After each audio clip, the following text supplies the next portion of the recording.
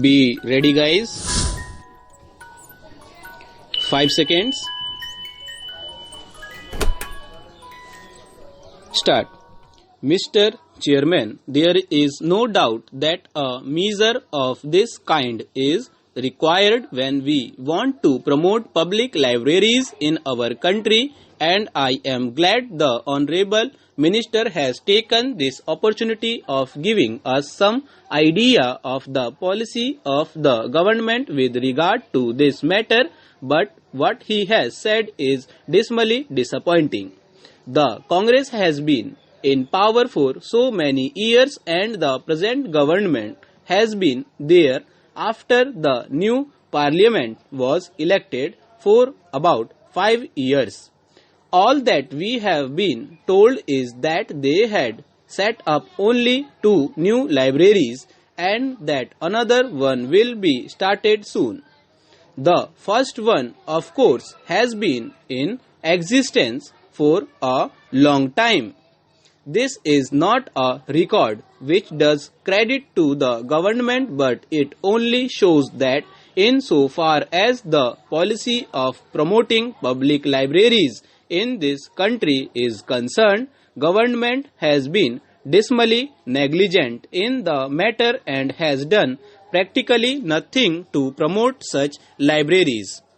I think that on that score, government well deserves condemnation from all sections of public opinion in our country. Now, do we understand that the government does not have resources for starting such libraries? I do not think that will be the contention of the government, that it does not have the wherewithal to start such libraries. They have plenty of cash and they can certainly employ that for starting public libraries. Therefore, on that score, at least government cannot seek justification for the policy followed in this matter.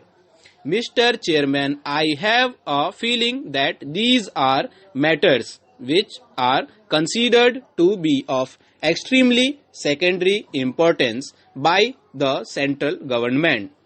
Sometimes something is done with a view to putting up a show, or at least for saying that they are going to do something, but actually no better step is taken to develop such institutions as public libraries.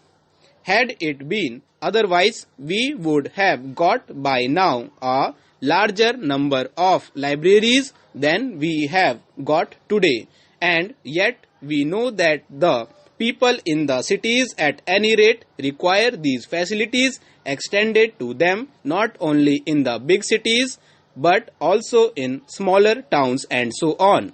Government has done nothing of the kind. I can tell you something about the policy of the government even when it acted in the matter. Take for instance the National Library in Calcutta. A disrupted Viceroy's house has been found for accommodating the library. It is far away and out of place. People cannot easily go there, and unless you have a car or you are prepared to put up with a great deal of inconvenience, you cannot go there to use that library. I am not saying that the library should be shifted to some other place, but a demand has been made from all sections of public opinion in Calcutta that with a view to making the library readily accessible to the reading public, there should be better transport. Nothing has been done in that regard by the government so far, with the result that many of our research scholars, students and others who care to read in the library do not have the minimum facilities of transport to get there in time and to do some work there. This is one example of carelessness in regard to such matters. Yet it is a very simple matter which could have been remedied by improving transport facilities. Now about other places, we find from the government statement that Madras, Bombay and Calcutta are the three places where we will have public libraries under the aegis of the government. There are very many cities in our country and some are very important from every angle. There are places of culture where we have got big universities, and also for other reasons the places are known for their activities which require library facilities. The government does not have any scheme. Even in the second 5-year plan, such matters have not been given due attention at all by the planners. We know that there has been a lot of cut in the allocations of funds in the second 5-year plan for education.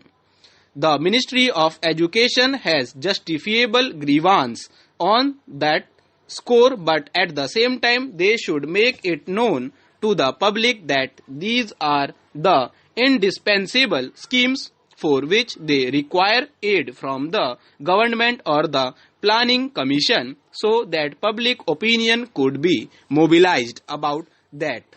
I know that there have been ministers, deputy ministers and secretaries who have complained against the allocations that have been made as being very inadequate.